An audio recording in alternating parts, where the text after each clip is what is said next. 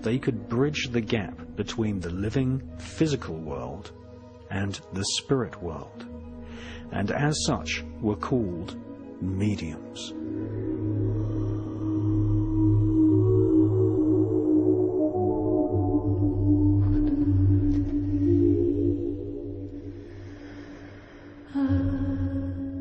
Mediums sometimes allowed their bodies to be entirely possessed, albeit temporarily, by spirits who would then speak through the medium. On rare occasions, physical manifestations of an eerie white substance called ectoplasm was seen emerging from the body of the medium and forming the shape of hands, faces, and, in particularly rare cases, the entire body of a deceased person's spirit.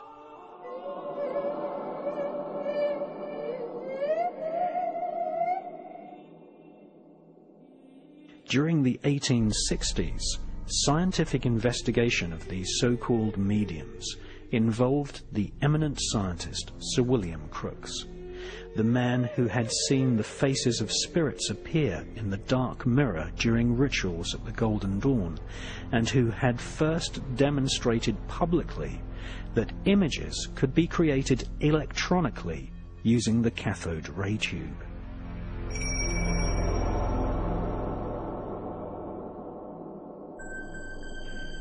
In France, a huge modern spiritualist movement began in the 19th century with the birth of Léon Denisard Réveil, who was born in Lyon in 1804.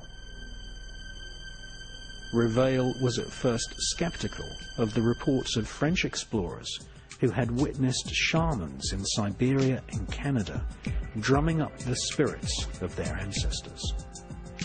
In 1855, a friend invited Réveil to a séance where spirits made themselves manifest in front of the sitters. The table also levitated and turned. Réveil underwent an evangelical conversion to spiritualism. Réveil was instructed by the spirits to change his name. He became known as Allan Kardec. His experiences and conversations were written down in a book called The Book of Spirits.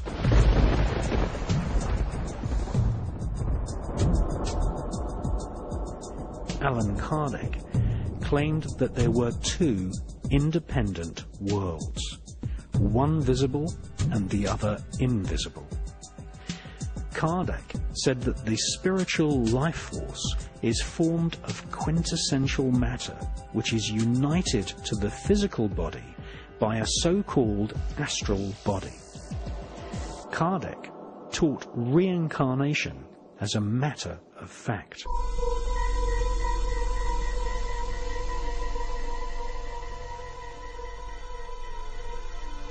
He told all his followers that there is no death.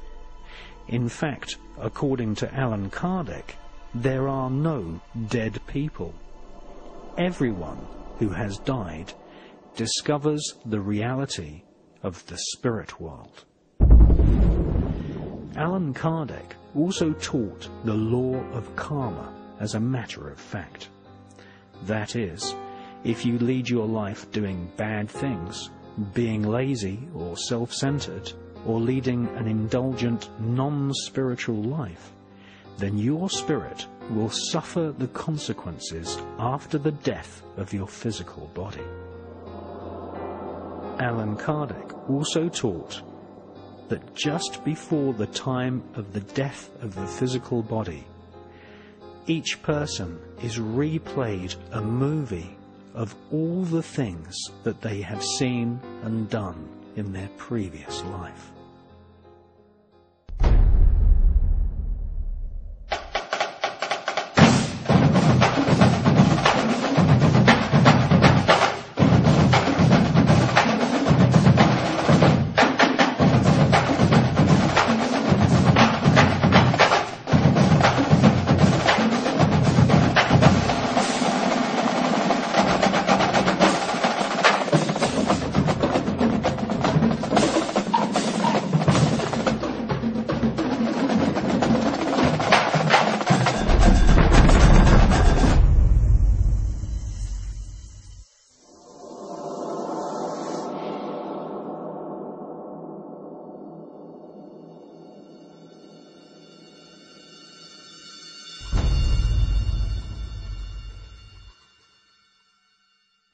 Well, to be absolutely honest, I don't think it's a very rare thing to be walking around with these mojos inside us. I see, most people at one time or another, acting outside their personality.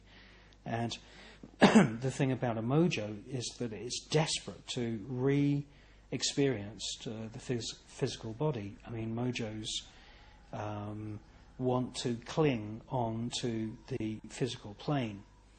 And the reason they want to stay here is because they want to experience strong emotions. They want to experience sex. They want to experience any kind of strong emotion to give them, if you like, some kind of sustenance and some kind of form of entertainment. There is nothing else for them to do. Most of us are of a good disposition, and it's very difficult for these things to actually get a grip on us. However, there is an interesting photograph from Australia of these two childlike hands gripping onto a man while he's getting drunk. He's having a good old drink. And alcohol, many psychics have told me, is one of these drugs which really, really oils the wheels, if you like, and allows people to drop down into their lower self, and they find themselves, pub crawling in these dirty old watering holes, bad bars and this kind of thing. And in cities, there's an infestation of these lost souls. And it's when somebody is inebriated that you can often get a really bad situation where not only one, but maybe two, maybe three of these mojos have dropped their way into the person's chakra system, whatever you want to call it.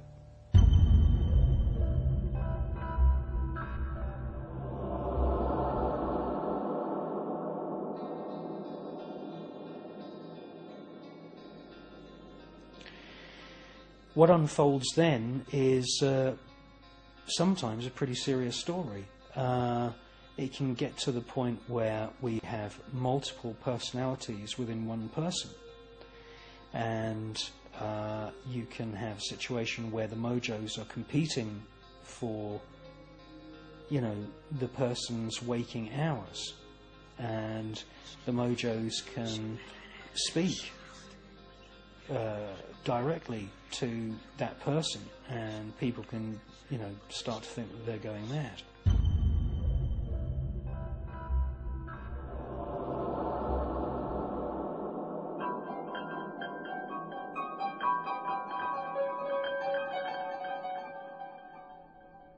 If we then look at very extreme cases,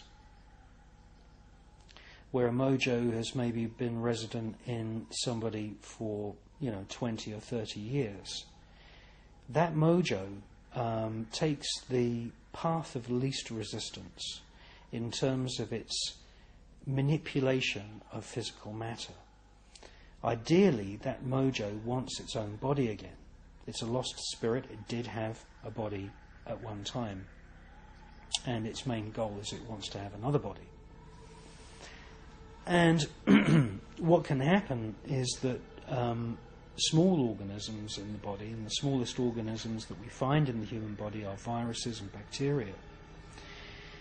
You can have a situation where these bacterial cells in the gut are manipulated, and shamans in South America who do what is known as psychic surgery claim to be able to cut out of people